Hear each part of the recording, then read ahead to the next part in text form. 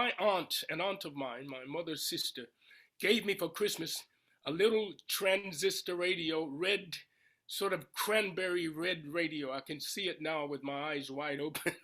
uh, and that listening to this radio late at night when I should have been asleep, my grandmother shouting at me, "Turn that thing off and go to sleep." You know, you got school first thing in the morning. That kind of business was going on, and I would. This little radio was my periscope, if you will, to the outside world. Everything came in through that radio, and in my dreams, everything went back out through this radio, because it shone a light on what was possible.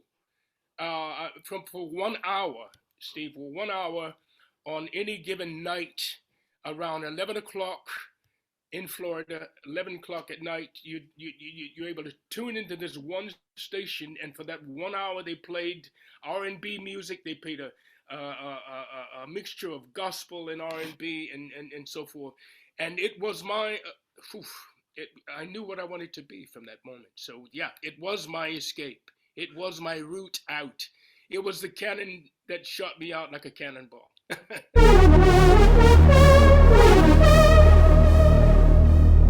Jimmy, first of all, oh my God, just seeing you there brings back so many wonderful memories for me. And this is an absolute pleasure to see you again and to talk to you. So thank you for making the time. You have a fascinating, incredible life. And I don't know, I've been doing the research to this, and I wish I knew all that I know now about you. I wish I knew it back then to really be able to appreciate what you've lived in your life. And that it's just amazing. Now, one of the most, well, it was one of the most fascinating things for me to find out that you are a Seminole, as it's called, is well, maybe you should tell me what it is actually. Actually, you were born in Florida to a father who was a Seminole preacher. Can you explain what Seminole is? Okay, the Seminoles was an Indian tribe, still is, who I think originated a little bit up in the north of the eastern side of the United States, from Georgia and that area of the U.S. And during the time of slavery, black slavery in America, there were bonds that were struck between local Indian tribes and the black community, escaped slaves who were trying to obviously gain their freedom and find some protection in that freedom. And so there was a big, historically, there was a huge association between Indian tribes in America and black people, especially from that period when all the oppression that was going on with Indians in America, the Native American Indians and black people. They sort of found a common ground to help to save each other, if you will. So that is the basis of the association by which my grandfather, who was in fact black Seminole, Seminoles and blacks, we say integrated, married, and offspring, so forth. So my grandfather, would have been called a black Seminole Indian. So tell me about the community itself, because in Florida there was a large grouping of Seminoles, and I read that in earlier times when the Spanish were fighting the US, they incorporated, in a sense, the Seminole community only to help them fight, I presume. I mean, history is so awful when when you read about it. They had a common cause, they had a common cause, and also they had then a common religion, because the Seminoles were then Catholic, or they entered the Catholic religion because of that, I think. So can you tell me about what it was like growing up in that community? What it was about? What was different about it? In sort of my terms, what would have been different? It was a very small community, very close-knit community. We were a black family. There were very few black families in this town where I was born and raised. So we were very sort of isolated in that sense of the word. My memories of childhood were yeah, you did your work, you went to school, you did your things, but it was a very insulated community because there was a lot of not so nice business going on around in terms of violence and so forth. We heard stories.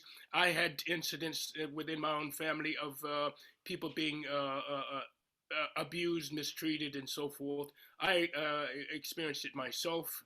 Knock wood, I survived it.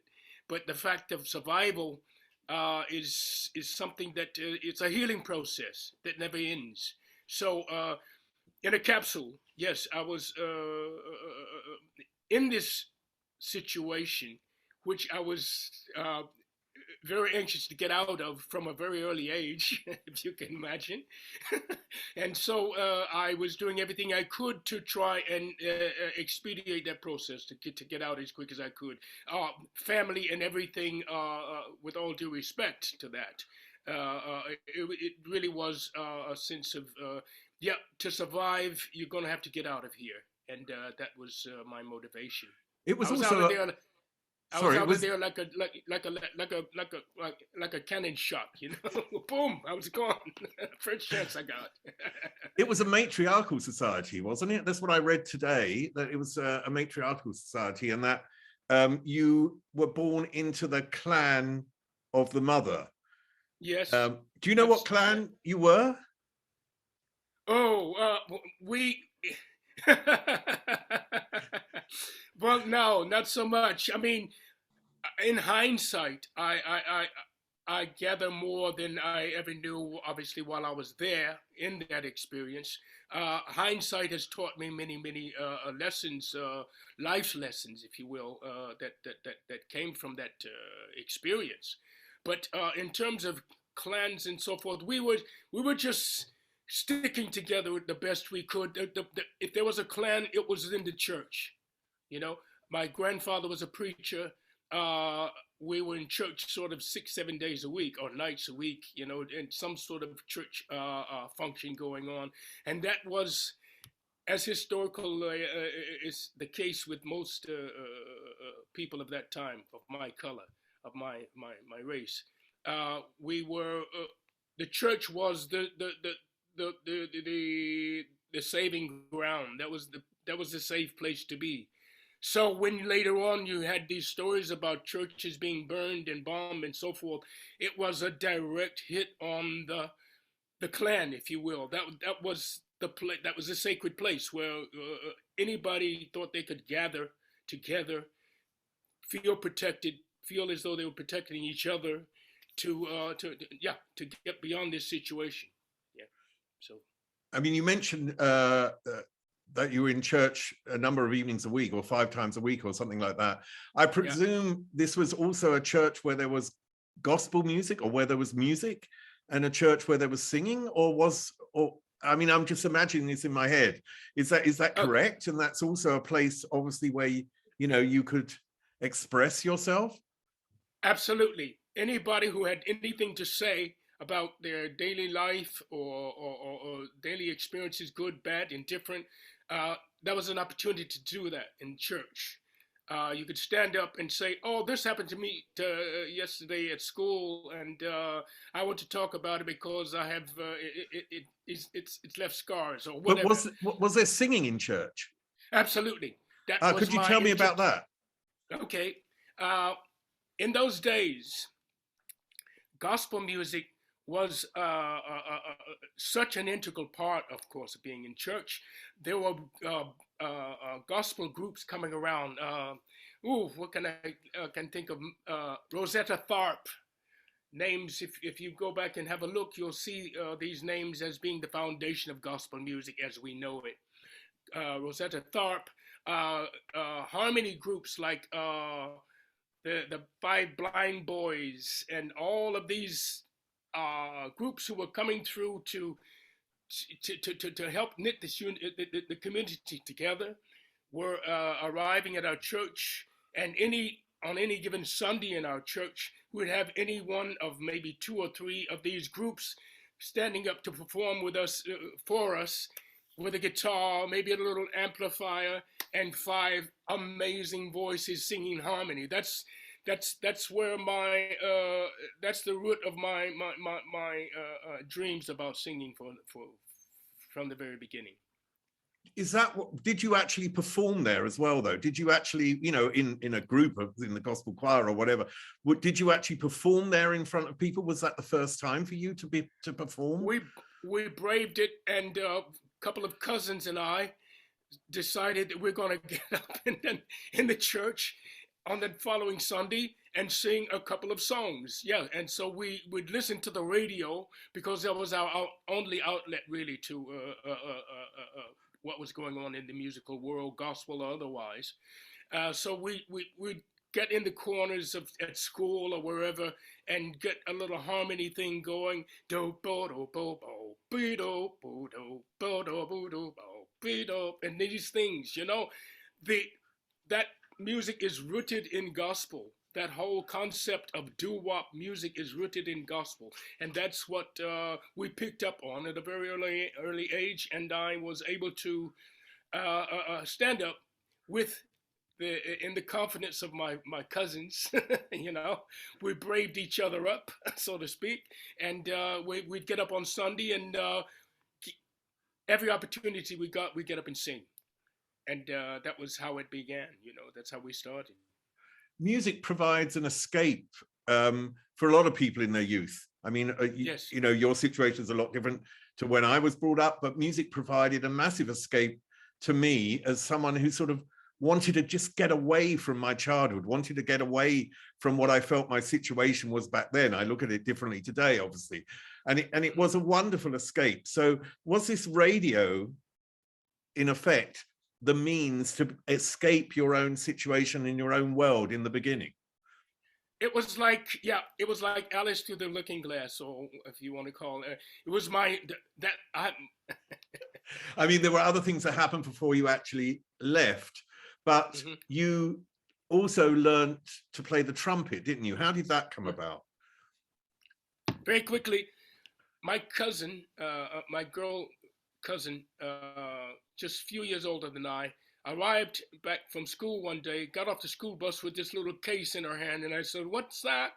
She opened it up, and it was like, woof, excuse my expression, it was like opening up a coffin, because the inside of this case was like the kind of material that you should see inside of a coffin. And I jumped back for a second and go, "Oh, how am I sure I want to touch this thing? What is it?" It was a cornet, which a smaller version of a trumpet, if you will. And she had picked it up at school. Bandmaster told her, "Yes, you can learn to play this instrument. If any of your cousins or so forth would like to come in and have a look, we can get them into the music system in the school." So that was my beginning. I was hooked. I went into the band room the next day, and arrived back home with this case. My grandmother, I took it out in the backyard and started making this terrible noise with it, of course. And my grandmother said, "You will take that thing back tomorrow and not bring it back again. It's too much noise, you know. Mama, Grandma, I'm going to play it outside. It's okay. Don't worry." No. And I think, if anything, Steve, it gave me a sense of motivation. It gave me, my grandmother telling me, "You can't do that," was my motivation to prove that I was going to do it, and it was going to be something that I hung on to. So in that sense of the word, in hindsight, once again, it was a wonderful moment for me, because I proved something to myself, and I think maybe to my grandmother, that, yeah, if you want something and you stay with it, then you'll gain some respect for doing that. So how much pressure did you have on you to have an education and actually not just sort of go straight in like a cannonball into the world of music? Oh, it was total. It was not a case of this is what I want to do, and you know, sod school, I'm not going to do that. I'm going to do music. It didn't work that way. I had to adhere to the fact that my parents were raising me, and I had to adhere to the policies, the rules, the ground rules. It said, you'll finish high school, you'll go to college or university, and you'll get some professional, whatever you call, education under your belt. And then if you decide that after that you want to go and risk having some sort of a musical thing as a sideline, then fine. But first thing you're going to do is get yourself a good education, because that's what's going to see you through this world. So I had to do that. I stayed at university for a couple of years, reached a point when I said, I ain't going to do this no more.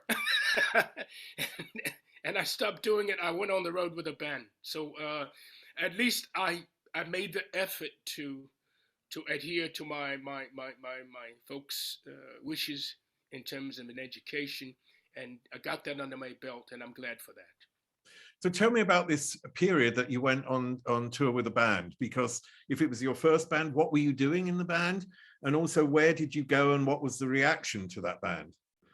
Okay, this band formed in Columbus, Ohio. That's where I finished high school and a couple of years of university. I hooked up with some local guys who were traveling a lot. One guy had a band. He had traveled a lot around the east coast of America, up into Canada, etc. And he said to me, I hear you singing, and I hear you playing a little bit of trumpet, and come down and let's talk about maybe joining the band. This guy had a local reputation of some degree of success, so that was an opportunity.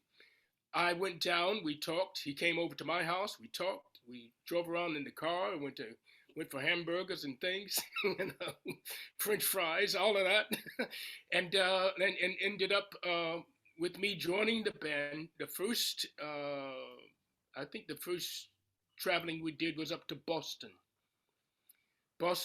then up to Canada, traveling around up and down that side of the east coast of America. And that was my introduction.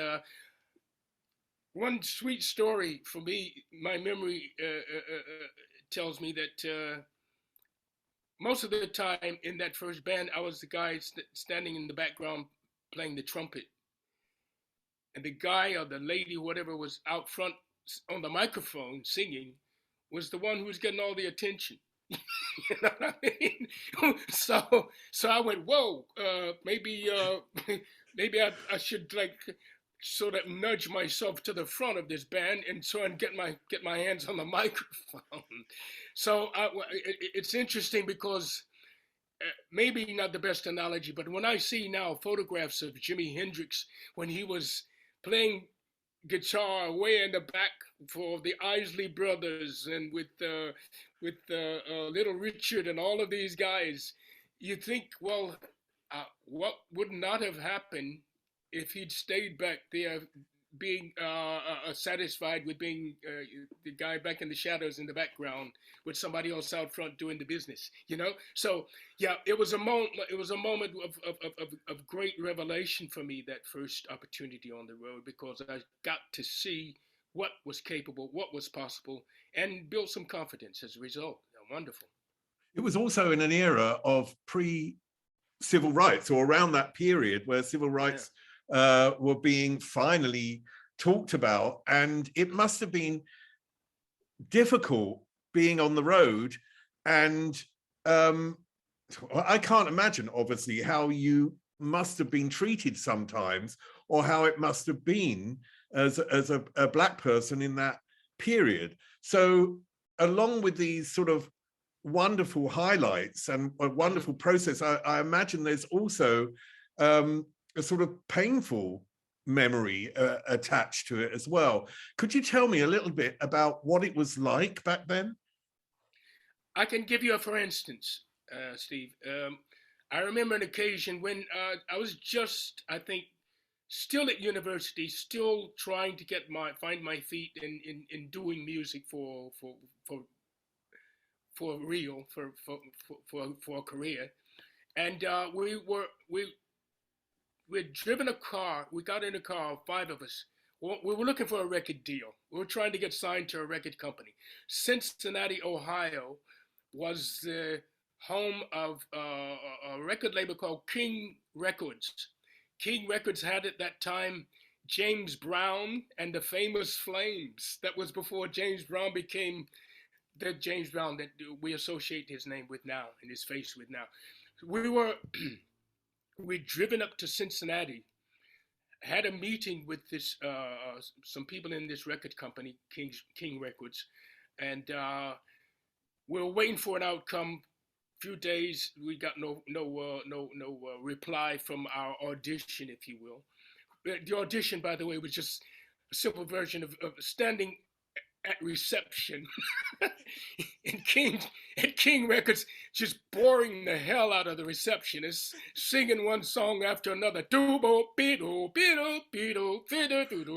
that business, you know, until she said, okay, you can go in and see the A&R guy, fine, or just leave me alone, you know, that kind of anyway, a quick aside, but the point was that we did this audition, if you will, and got no reply. We're sitting around, we're sleeping in the car, basically, waiting for some kind of word back to say, yeah, come back, or no, forget it, whatever.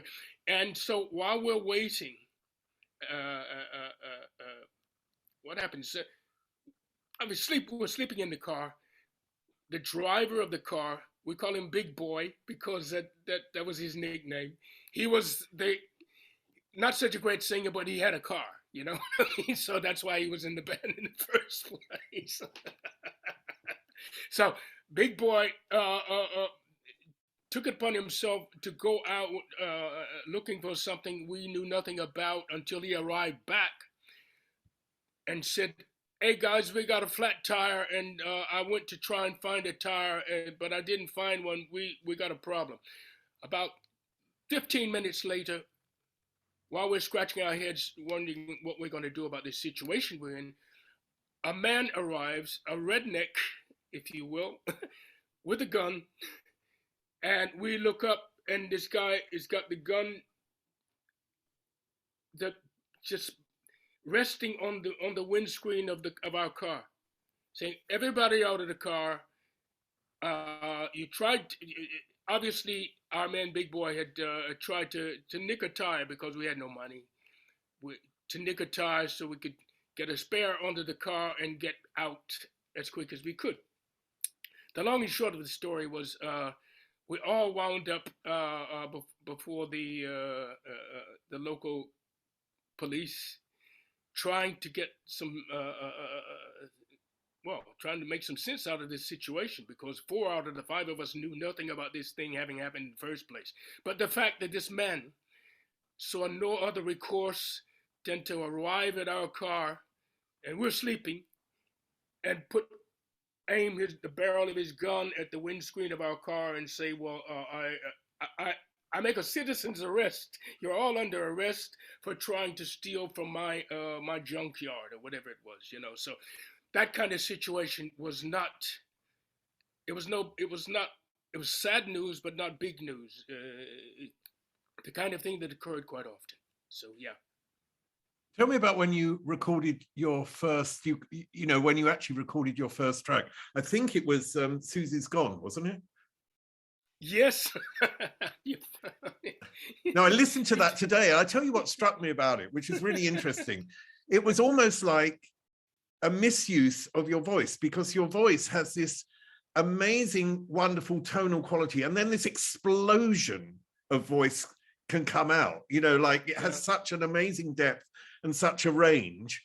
And that song sort of didn't use that range. It was like, was it something that was just, given to you, you're going to sing this is going to be your first record?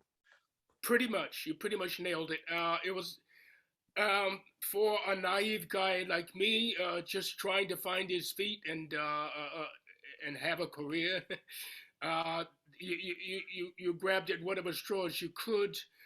In hindsight, you make mistakes. You make bad decisions about the songs that you choose. And I was always hoping and praying to get myself in a position where I could write songs to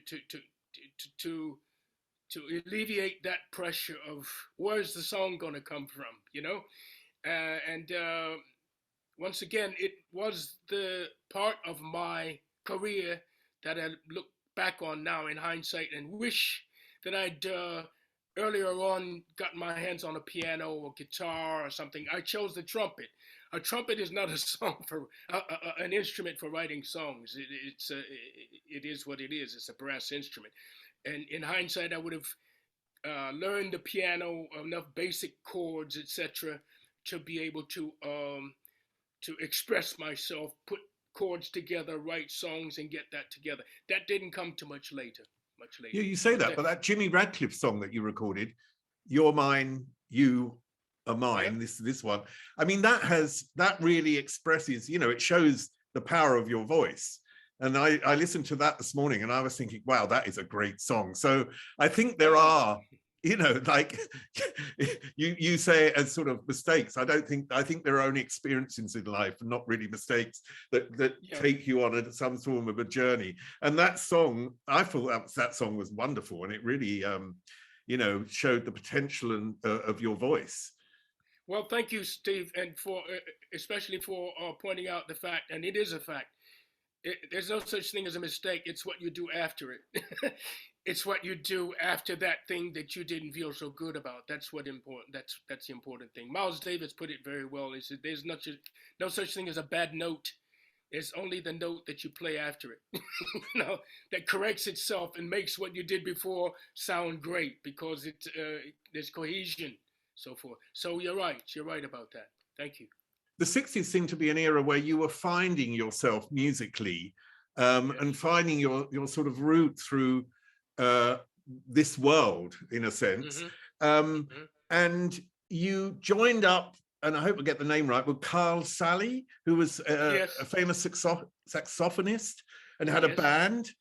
I presume then you were the trumpeter in that band, or a trumpeter in that band. Can you tell me about that experience and what it gave you as a performer to be in something like that? Well, Carl Sally's band was, in fact, the band that I traveled from Columbus, Ohio, up to Boston and into Canada with. And we did gigs around New York. We played some, at the time, pretty famous venues in New York City. There was a place called Small's Paradise, which was had begun like a kind of a place with big R&B reviews, big chorus line of dancers, etc. But they'd also do things like small jazz quartets and the kind of music that we were doing with Carl Sally, which was covers of R&B stuff, a little bit of the commercial side of jazz, and there I was, as I was saying to you before, I was playing the trumpet mainly. We had two lady singers out front, and it was that particular point in time that I pulled the two ladies aside one night and said, "Hey, look, we need to do something together because you know, I got this idea for some vocals, and we can share and we can do it and ba ba ba ba and so forth." And that was a very crucial time for me, because it was me moving out of being noted as a trumpet player in the back to a guy who could come up front and grab the microphone and sing a few tunes as well. So that was crucial for me. It was a crossroads. Yeah. How was that first experience then? You know, you say these two ladies, you talked to them and said, "Hey, you know, I should be there too, or I can do that too, and we should do something together." I mean, you know, people aren't always that open. They're sort of like saying, "Oh, well, hang on a minute, this is my area. Keep out." Yeah. You know, I don't know how it goes. So was it a case of they were very open about it and allowed you, or did you really have to sort of push your way in? And how was the reaction, you know, on the first time that you performed in front of an audience with them? Okay, for a start, I was scared right out of my pants for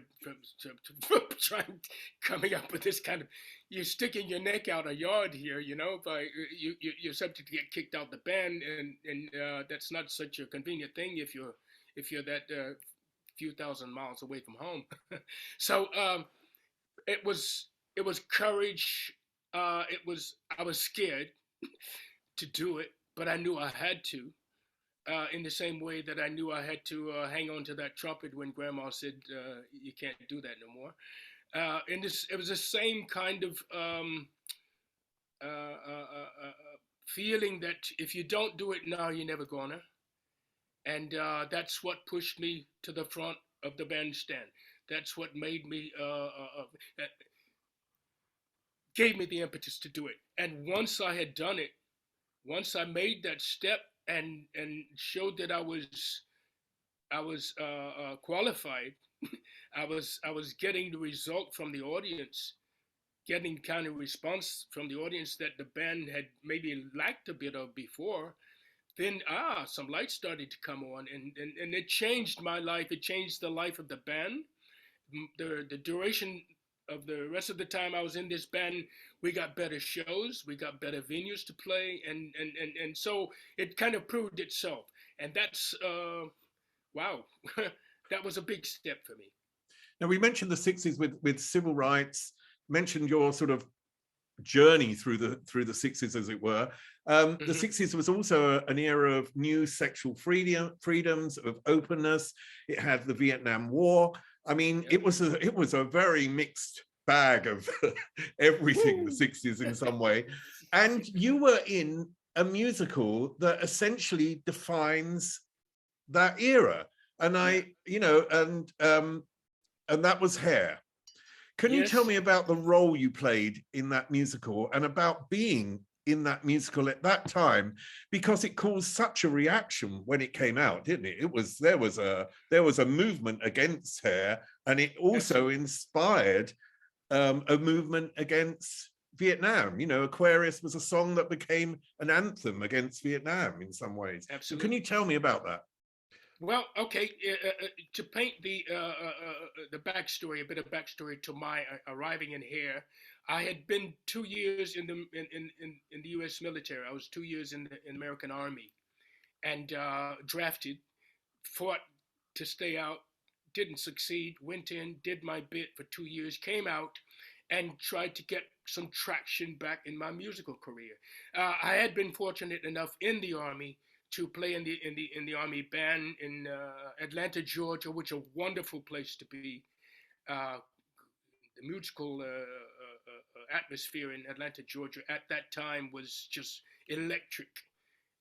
So because of the civil rights movement, because of these things, and in spite of a lot of discouragement and so forth. So that was the kind of atmosphere under which I arrived back in Boston after being in the military to try and find my career again, get it back and move on. And I had worked around the clubs and venues around Boston, New York City, so forth, did some television, and got wind of auditions coming up for this musical here.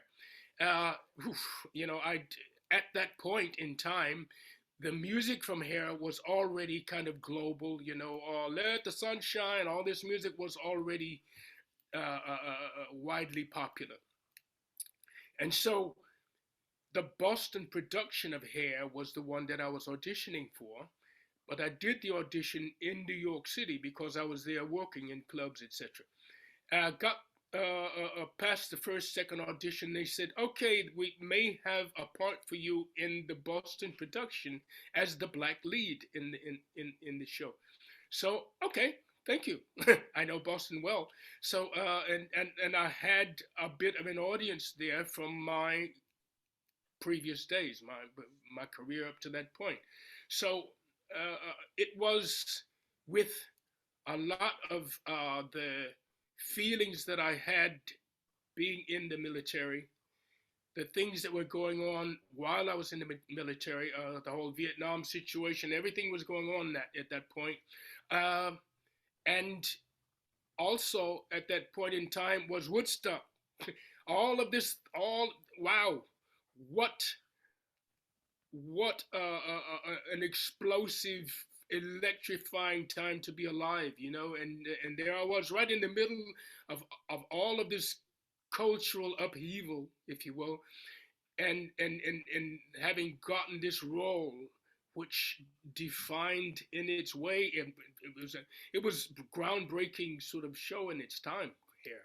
So it was a wow.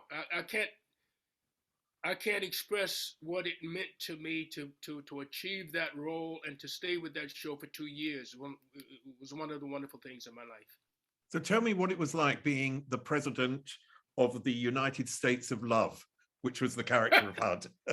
Yeah, yeah. He's. It was interesting because if you saw a production of Hair in London, or you saw a production in New York, San Francisco, wherever the show played, and it played most major cities around the world, Sydney, Australia, everywhere. Every one of the lead characters certainly had a different approach to how they played the character. And that's what made it interesting. As the lead character for HUD, the character of HUD in Boston, I got the opportunity, kind of an open ticket, to fly to all the other productions around and have a look and research what my character was doing in other productions of the show. So my character, I don't think I've ever come across as this tough, mean, badass guy. You know? I mean, it's never been my persona. But it's amazing what happens to you when you start to draw on your childhood, when you start to draw on your life experiences up to that point, and what's going on in the world around you at that point in time. And it made me, it brought out some meanness that I hadn't realized that I had. And it was very important to show that dark side, because that's what the character is about. He's many things, HUD. And he's many things to many people. So I got to see this whole prism of what this character was and how I could bring my own life experience to it, which is what made it everything to me. It was wonderful. Tell me how you entered the stage. Do you remember? I came out. I think the first featured number for HUD is he flies out onto the stage from the darkness, and he sort of slides in on his knees like the footballers do when they've just scored a goal. Yeah, I mean, and he sings this song, his introductional piece of music. Good Lord, I hope I can remember the melody. I can't right now. But in so many words, he's saying, I'm here to tell you, I'm mirroring what you are and what we all are, and this is what the world is now. And all the badassness in the world is represented right here on this stage, and I'm your boy for that.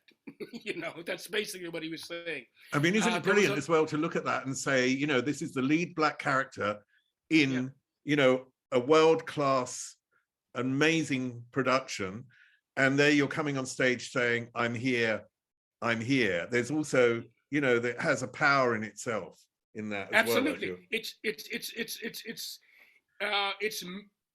this character is mirroring what's going on in the world in racial terms, in political terms, in all kinds of social behavioral terms. He's just saying, this is what you think I am, this is what I think you are, and this is where we got big problems as a society, you know, and you can take that any way you want, you know, kind of vibe.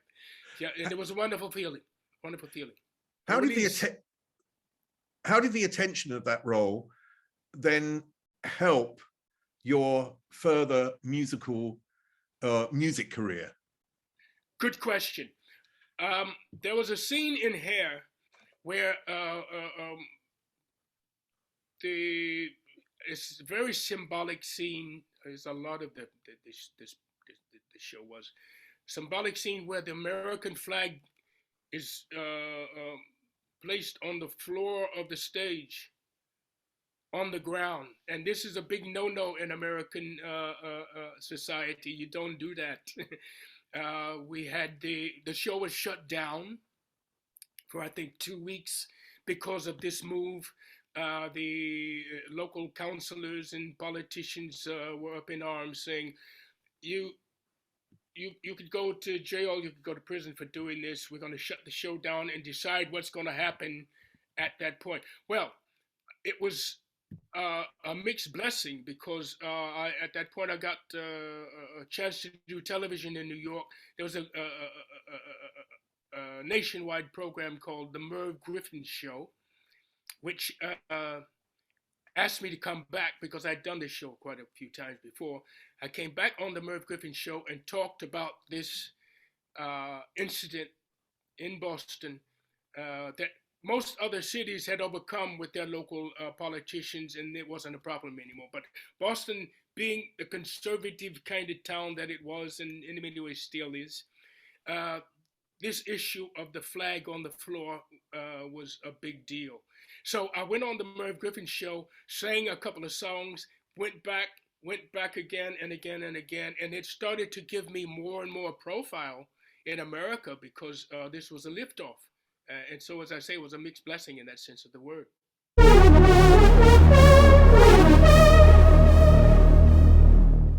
So how did that turn into sort of suddenly having the UK on your radar? Because if the 60s were, you know, this whole process that you went through, and then a sort of the bit of the catapult at the end because of Hair, and then came a decade where the UK sort of became more important. So how did that turn into actual record, and then how did that turn into coming to the UK? Okay, my time in Hair was coming to an end. I had, as I say, this exposure at my fingertips with the Merv Griffin Show and a couple of other television shows in New York City. I went to New York again to work in the venues and gig around Manhattan. In that point in time, I hooked up and we formed a band. It was originally formed in Boston. And we were working on the East Side in Manhattan for yonks. People would come in to see us, and we got made a lot of progress from this venue that we were working in. One of the things that happened there was, I think, record promoter, somebody I was speaking to in between our shows in this venue, said to me, you know, there's an opportunity you may be interested in to go and represent the U.S. in a song contest happening in Athens. So thought about it, spoke to the band, said, I'll go and do this thing. We'll pick up where we left off later on. You know, we each had our opportunities, and we chased down our opportunities, such as life. So I went to Athens. The long and short of that is that I met Les Reed. Les Reed was one of the judges on the festival, on this Athens Song Festival. And of course, Les had written all of the big hits for Tom Jones. Les Reed approached me after the festival was finished and said, "Come to London. I think I may have some songs for you. Or if I don't, I know somebody who does. And I think we can find, if you're up to it, we can find some common ground here and maybe get some recording done." Okay. So I finished. See how life is like it's like watching a tennis match. The opportunities flying back and forth, and the ones that you're able to grasp as they fly past you are the ones that will either move you on or not. So I made the decision, and it turned out to be a good one, to save my pennies, get on the first flight I could with my saved pennies, and get to London. There, I met, through Les Reed, I met John Worth, and bless him. He was a wonderful man. He had a spirit like Barry Gordy or somebody. You know, that's where he was in his mind. I think he wanted that kind of degree of, sure, recognition, but he wanted to achieve that kind of stature in the music business where, yeah, he wanted to produce, write songs, and so forth, and it was the right person for me to meet in the right place at the right time. So it was one of those occasions. John Worth was a pivotal point in my career. He'd written songs for Marty Wilde, for Adam Faith. I mean, he'd written by the time he wrote for you, he'd written for a number of very, very, very well-known stars of that era. Can you remember the first time you heard, and I'm not going to say the name of the track because I want you to say it, that you heard that track? You know, or you saw the music, or I don't know how it would have worked. Would he have played it to you and said, this is a song I want to sing, you to sing? If we're thinking about Gonna Make You an Offer You Can't Refuse, is that the one? That's it. Yeah, okay. The film, The Godfather, was big news, of course. It was a big deal everywhere, globally. John Worth had seen the film. I hadn't seen it yet. And so when he brought this idea to me, it was like, okay, you know, the vibe. He had seen the film, and this line kept sticking in his mind: I'm going to make you an offer you can't refuse. And we met the first time about this idea at at the recording company, which turned out to be Fly Records, Cube Records, and we routined this song with a new face, a new guy named Mike Moran. Mike Moran went on and did big work with Freddie Mercury, Barcelona, all of that, amongst his other successes. He was heavily involved with Dave Clark's musical Time in the West End of London. So we routined the song and routined it and kicked it around, and it was just kind of nice melody, but not really. There was no peaks and valleys. There was not enough. You were speaking about it before. It had that all of that business, the melody down in the low range of my voice. But I'm thinking, well, where can it go to? Where's the ladder up? You know? And so Mike and I were sitting around the piano one day, and I came up with that falsetto bit and the little monologue after the chorus. Did you ever sit waiting, hoping, da, ba, ba, ba, ba. And we molded this song out of a phrase, gonna make you an offer you can't refuse, but turning it into a love song. And finally it became the song that people heard on the radio, and the rest is history.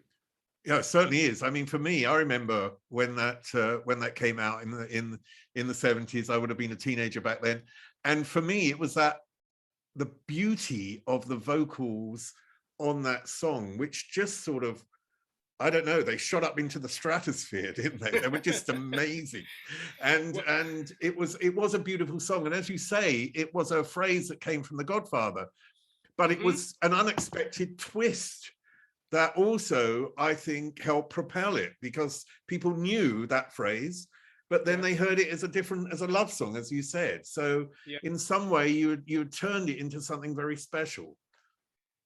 It was one of those moments, and there've been a few, knock wood, and thankfully, a few moments when I can look at that incident and say, it was an inspired moment. I say inspired from whichever way you want to look at it. It was inspired that John Worth came up with that phrase, came up with that melody. It was inspired that we three, Mike Moran, John, and I, got together in the first place and came up with something that held water well enough that this far along afterwards, I can look at that and say, yeah, I'm proud of that moment. So thankfully, the gods were smiling. After that, and it seems a real shame that that in a way you weren't able to capitalize on that enormous success of that song, to have, you know, a further string of hits, and you went into a period of being a session musician, of working with other acts for quite a while. And I want to sort of bring this up to more about the time that we met before, so bringing it up further. And then suddenly, and I don't know how it came about because my memory's completely gone on this one, but you formed a band called Londonbeat with these three other guys. So how did that actually come about, and what were your feelings about the band at the beginning? Did you have real positive feelings about it working, or did you feel like, oh, I wonder, you know, is this me trying again, and here we go again, will this work? Do you know what I mean? Because you've been through such a lot of that. Yeah. Okay. Well, once again, to paint the picture of where I was after "Gonna Make You an Offer You Can't Refuse," I wanted to continue as a solo artist. That was my endeavor. That's what I wanted to be, and I knew in order to do that, I had to have songs. I did not have at that point in time my own. I didn't have enough confidence in my own songwriting, or a mutual confidence, if you will, with the record company to say I've got this song and that song and that song as a follow-up to Gonna Make You an Offer, or to maybe co-write something with John Worth, for example. None of that really came to be. None of it materialized quickly enough to sustain the success that we had had with Make You an Offer, for example. So there I was, kind of back in the kind of hinterland, if you will, of what's going to happen next. What do I do now? I became a bit disillusioned by the atmosphere, the relationship with the record company that I was dealing with. And at that point, I went back to the US. I had a family by that time, and I went back to the US, enrolled in a local community college, started taking some courses in computer programming and so forth to try and just get a new take on where I was. When I speak of computer programming, I was looking for some kind of programming that would, now there's loads of it. You've got all of these applications by which you can just load up in your home studio and make music on your own. You know, if I'd had something at my fingertips at that point in time, it may be that Londonbeat would not have happened.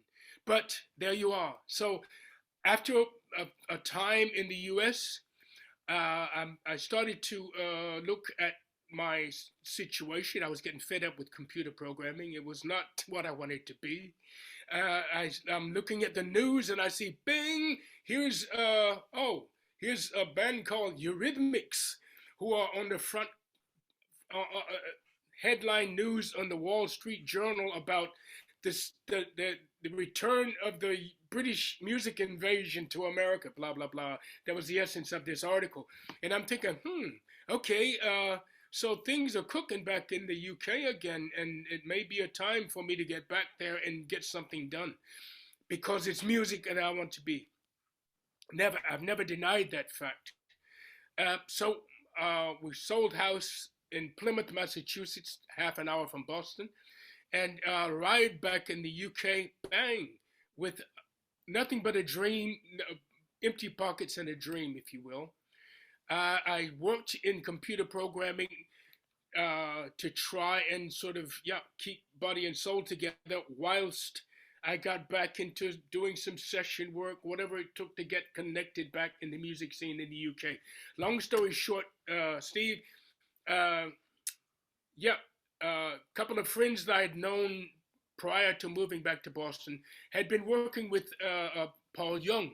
They were out on tour with Paul Young, and they were trying to get me to go out on tour with Paul Young. But as I say, and I underline, No, I don't want to. I don't want to be a BV singer. I don't want to be a background singer.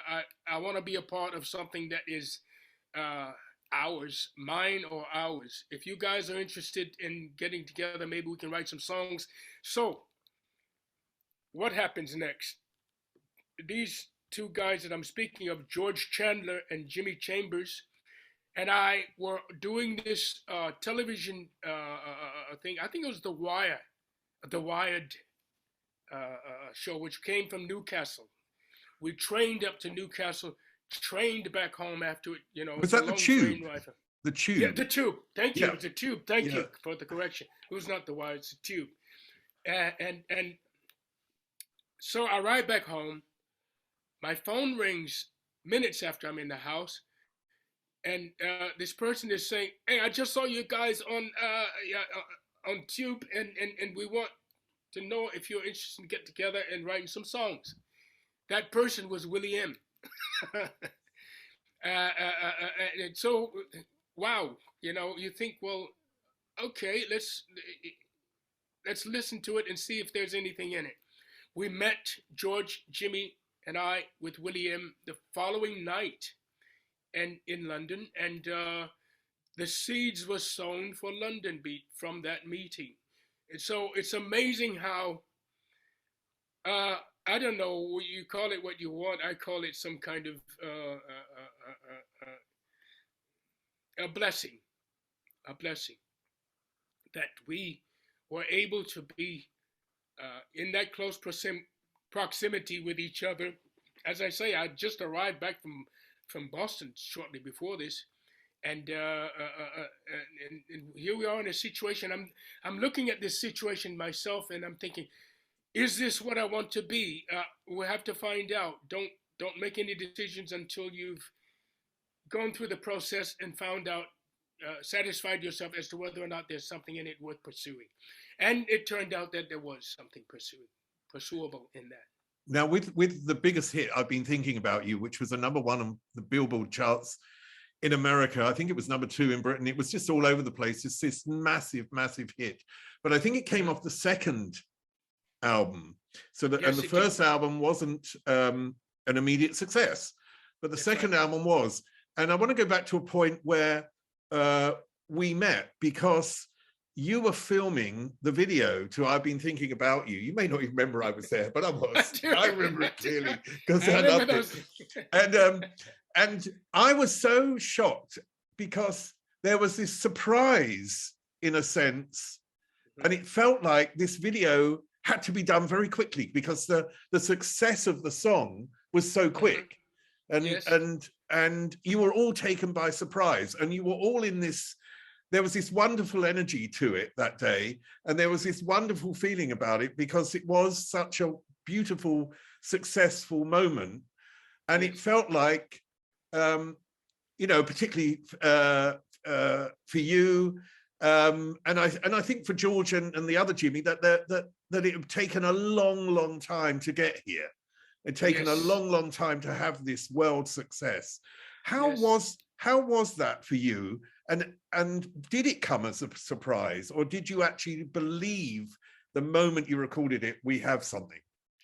Well, we believed we had a song that yes, we had something with some strong possibilities as a single, follow-up single too. If I backtrack for a second, my favorite song of all the Londonbeat material we've ever done was 9 a.m. That song for me is represents something that is close to my heart and will remain so. That said, we got a lot of industry positive response from 9 a.m. And I think a lot of that flowed into what happened next. We went back when that first album, Speak, was finishing up, you know, and we'd gotten as much mileage out of it as we could. Time to do a second album, and we were speaking with the record company, and they're saying, you know, you need to come more kind of into some middle ground that's radio friendly and blah blah blah, all of that business that record companies rightfully, I guess, put to their artists. Some of it's questionable in hindsight, but there you are. Um, we went back in and started the second album with a view to, yeah, trying to become more mainstream, if you will, and get something that had more radio friendliness about it. Uh, I've been thinking about you happened.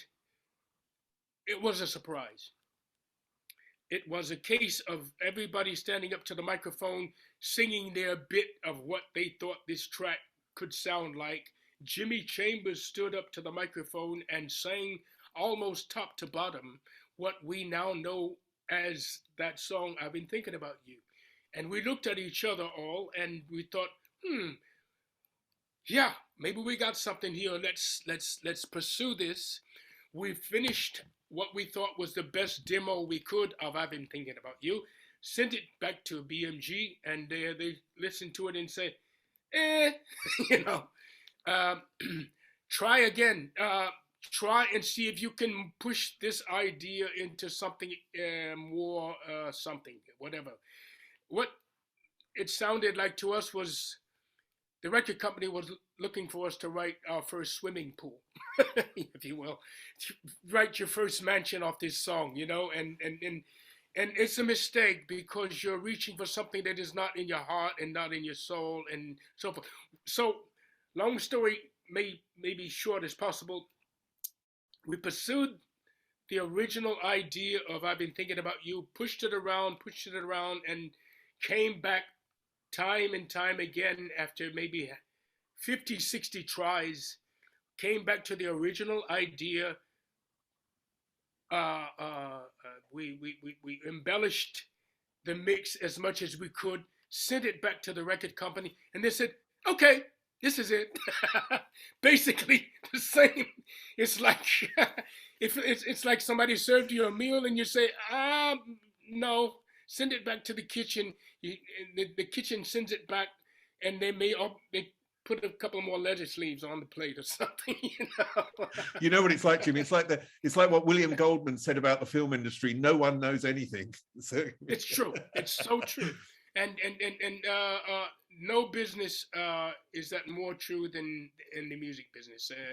It is what it is, and in hindsight, you know, it's all, you can put it down to a lesson learned here and there, but in the final analysis, it's a lesson about the artist trusting their own integrity, trusting their own instincts, and because you're always going to come back to those anyway. If you don't come back to those in the final analysis, you're going to be sorry that you didn't, because you ended up maybe selling your soul in some way that you didn't want to do. So, yeah. Beautifully. I want to just go back to something you mentioned because it's made me curious. This 9 a.m. I mean, that was much more of a soulful song. What was it about? What was close to you about that song? Can you tell me? Because you said it was something very personal. It happened, maybe it was probably the second song that second song idea that we worked on, and the whole situation under which 9 a.m. came to be was that William, Jimmy, George, and I had met. I think maybe the second time we met ever. To backtrack to the story that I told you about how we met in the first place with William, we were kicking around this thing, and Willie handed me a cassette phone, a little really worn out cassette. And he said, take this home. There's a couple of those scratchy ideas on here that maybe we can look at next time if we meet next time.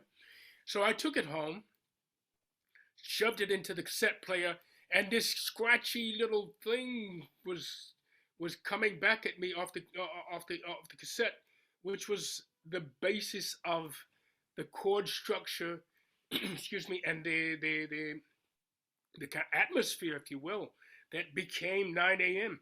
I got on the phone, rang Willie, and said, if you got anything you can bring tomorrow to move this idea on structurally, chord wise, whatever, bring it, because I think maybe there's something here.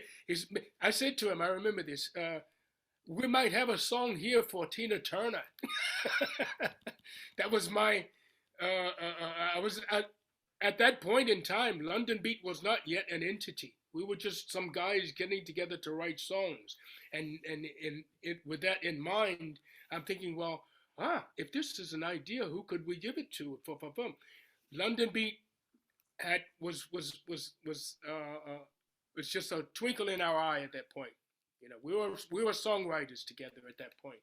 So we together the next night, the next time we met, we pushed this idea into what became the 90% basis of 90M. It's a wonderful story with this song, because the strings and everything was an idea that struck from the man who had done the strings for a lot of the Eurythmics material. Here comes the rain again. If you listen to that track and listen to the strings, the man who did the string arrangement for that is the same guy. So all of these little stories make for something very precious for me when it comes to certain of our titles, and 90M being the precious one for me. I remember an evening after that massive success, and I think it was William. This is pretty vague because there was a lot of alcohol involved in this night, and a couple of buses. Yeah.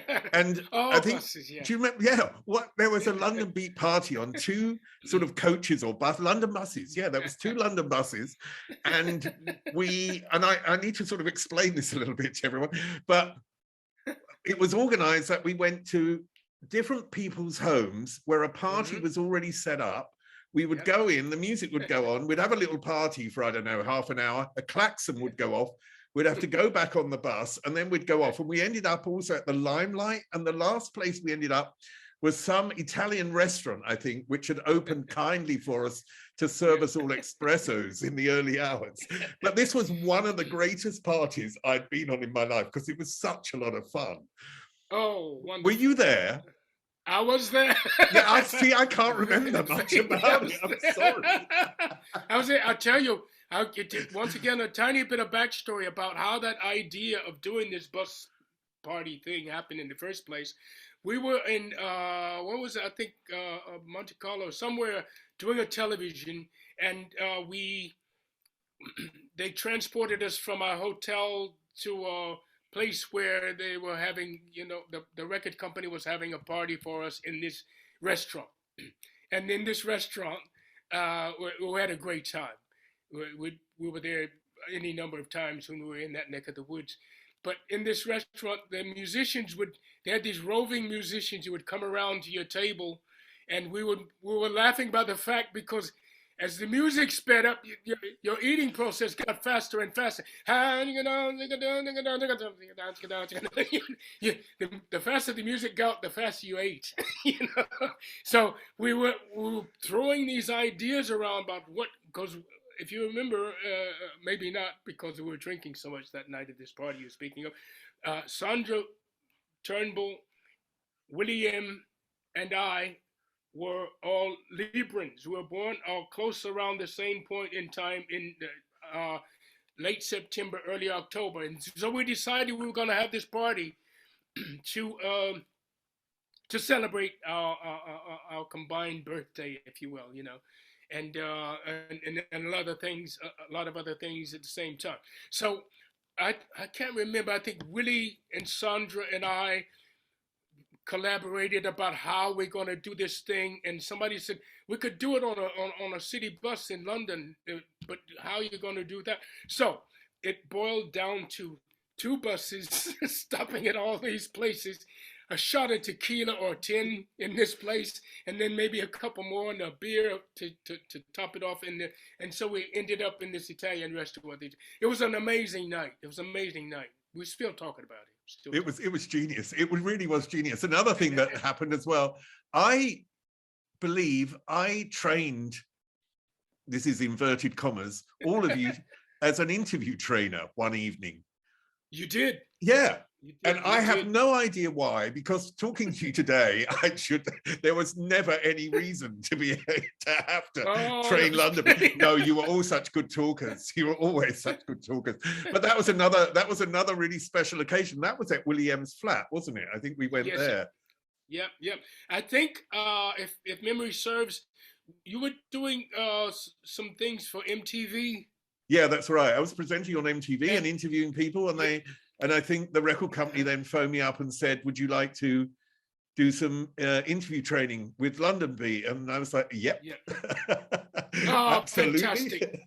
And it was fantastic. So it was. Yeah, we Sandra was very good at many things, managerial duties, if you will. But she was very good at spotting what needed to be done, what we needed to look like on stage, how we're gonna ideas for the next video, all of these things, which, quite honestly, as an artist, I had not ventured into. I didn't feel like it was my territory to start doing input for. You see, but Sandra encouraged us to bring our ideas forth and inject our own feelings about this, that, or other aspect of what we were doing as a band. And one of those things was to get on board somebody who could give us some instruction, give us some ideas about how to respond in an interview situation and not waffle. I remember using that. Don't waffle.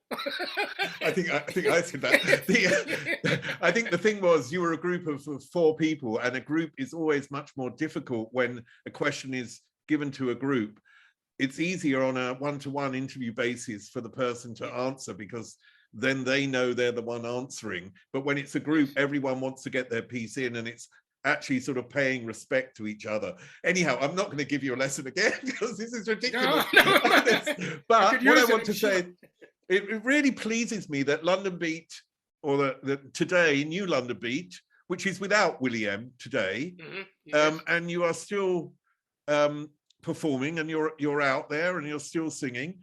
Can you tell me how it is for you today to be still, and if I can say, you know, you're over 80 and you're performing on stage, and you have a wonderful energy and charisma and power still today. I mean, you always had it, but you really have it today, and that pleases me so immensely. So how is it for you to be out there touring and still playing gigs? I can sum it up, I think, in a couple of words. At my age, I get up every day, every morning. I go to bed at night, and the first thing I hear in the morning and the last thing I hear at night is the old man knocking at the door. I've worked out the way that I ain't gonna let him in. Okay, boom, and that's once I've made that conclusion. The rest, it simplifies the process. If you make that decision that, you get older, but you don't have to get old. You know, you age, but you don't have to. I'm not ready for the walking stick quite yet. So when it happens, I'll embrace that part of my life. But for now, the energy is still good. I think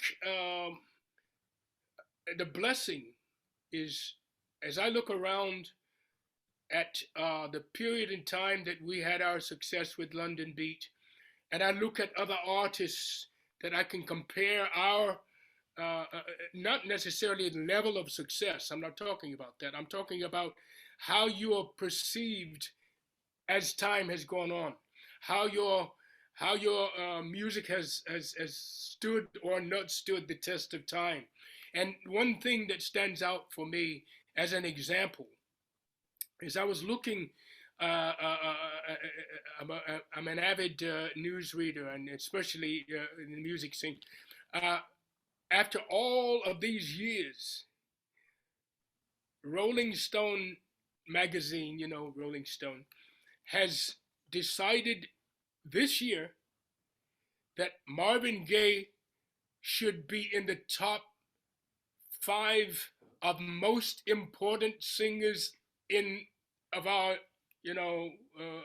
time, of our generation and preceding generation, etc. So for that to happen now, how long has Marvin Gaye not been with us?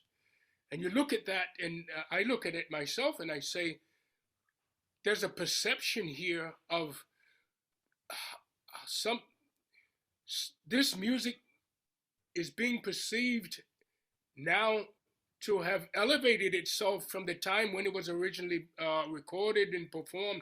Marvin Gaye has been gone a long time, but his stature in the music business has elevated itself in a way that makes me think, yeah, there's something about longevity that is a blessing, and for as long as I can embrace that, keeping the old man outside the door, I'm gonna do it. I'm gonna keep doing it, Steve. Brilliant. Well, I hope that longevity goes for a very, very long time, because one thing I want to say to you is that I really appreciate your talent and your voice and how it's enriched our culture and enriched my life. And it is an absolutely beautiful, beautiful voice. So Jimmy Helms, thank you from the bottom of my heart. It was so lovely to see you again. Thank you. Thank you, Steve. And as they say, it ain't over till the fat lady sings. And I ain't hearing her sing yet. So there's more music coming, and fingers crossed when it's ready, I'll squirt something across to you and see what you think of it. But it's been an absolute joy speaking to you, and all the wonderful golden memories of those times are flooding back. But let's push it on and see what happens in the future. Great, Jimmy. And I'm going to come and see you in concert whenever I've got the opportunity. So thank you, and I'll see you again. Bye. Thank you. Bye-bye. Okay, I'm going to, how do I do this? I'm going to turn the recording off, and I think I end it at the same time. Jimmy, thanks so much. And thanks to Emma as well for arranging it. And yeah, hopefully we'll speak again in the future. Thank you from Emma. She's dying to see this. I know she's I'll send her a copy. I'll send her a copy of the whole thing. You can use it. Yeah. All right. Brilliant. Wonderful. Wonderful. Wonderful. Bye, Jim. Thank you. Thank you. Bye. Bye-bye. Up there is an interview I recommend. Down there is where you can find all the podcast interviews. And here is where you can connect.